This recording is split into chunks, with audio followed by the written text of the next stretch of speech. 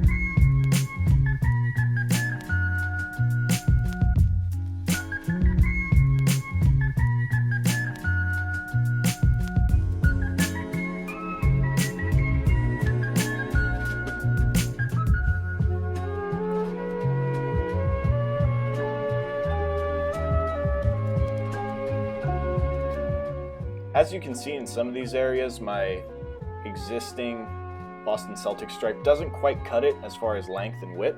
So I'm just kind of clone stamping and painting in where I see fit, just to give us full coverage of that uniform, because we really want to make sure none of that blue or orange is sticking through there.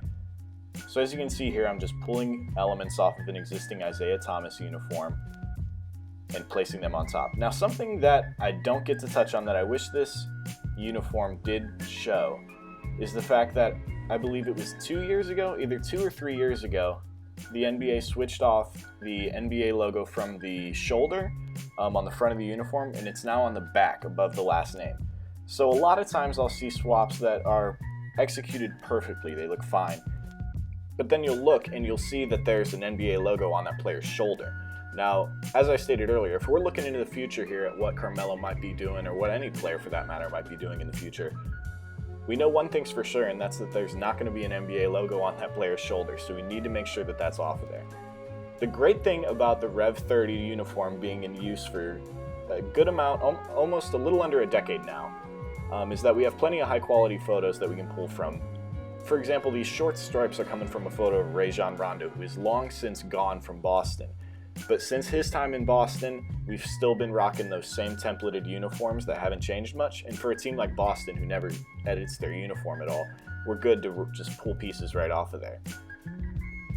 The bad thing, however, is in the next couple of years, I believe Adidas has the NBA contract for another year or so, meaning after those years are up, Nike will begin manufacturing uniforms for the NBA. And what that means for someone like me who's doing these jersey swaps is I'm going to have a really difficult time completing some of these, because I won't have reference images to pull from as those Nike uniforms are just getting rolled out. There just won't be a depth of photos that I can pull from to use as resources.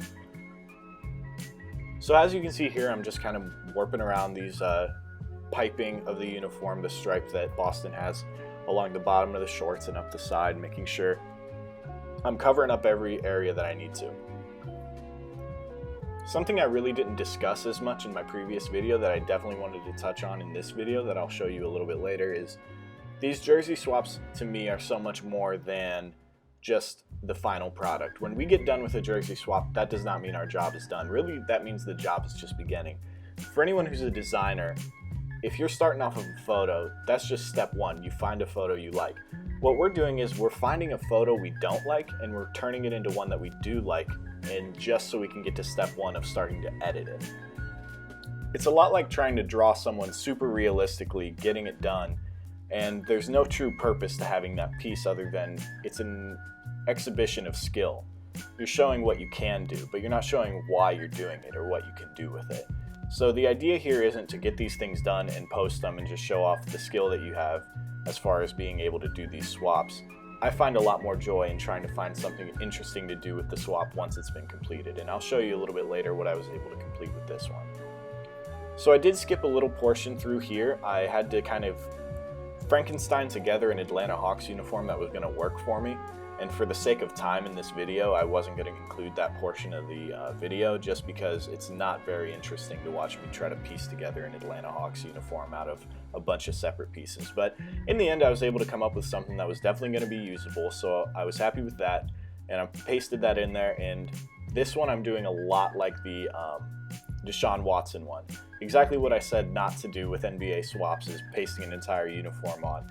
But it's really case by case. In this scenario, we're doing a uniform that's one color and one type of cut of a uniform. The shoulders are a little bit different style. The neckline is a different shape. So at this point, it'd be a lot easier for me to just paste a new uniform on top of it than try to edit the current uniform to look like this one, just because it's so vastly different.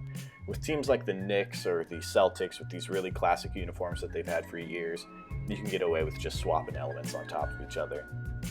Now, something I want to point out right here, if you look at the hand coming up over the Atlanta Hawks uniform there, it's really, really choppy looking.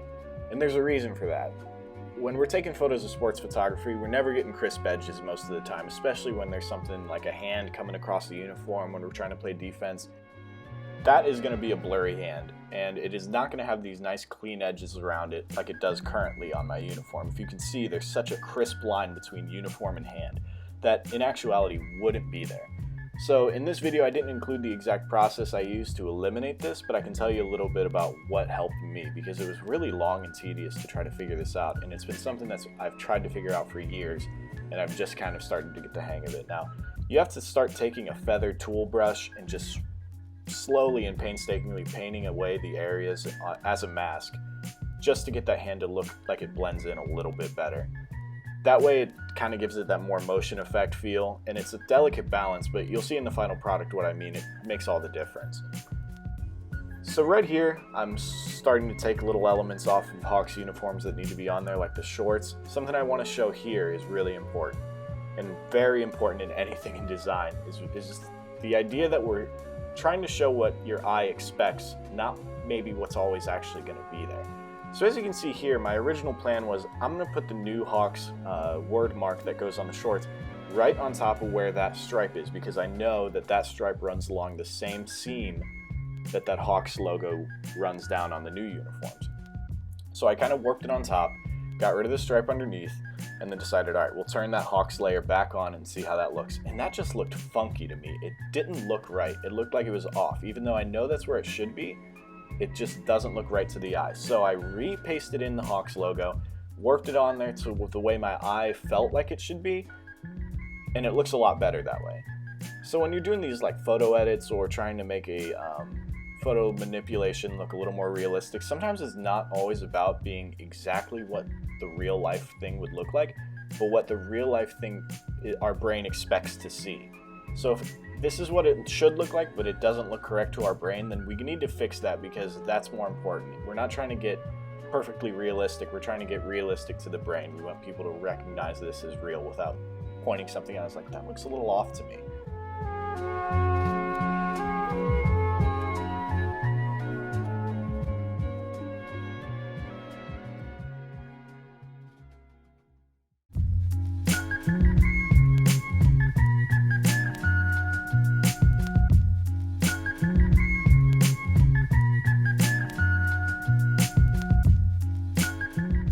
Alright, so something worth noting here. As you can see, I'm pulling the number 7 off of an old Jared Sullinger uniform, and I noticed as I looked through the roster of the Boston Celtics, there's currently a player wearing number 7 on that team. So I was like, okay, we'll use 15, we'll use Carmelo's old number.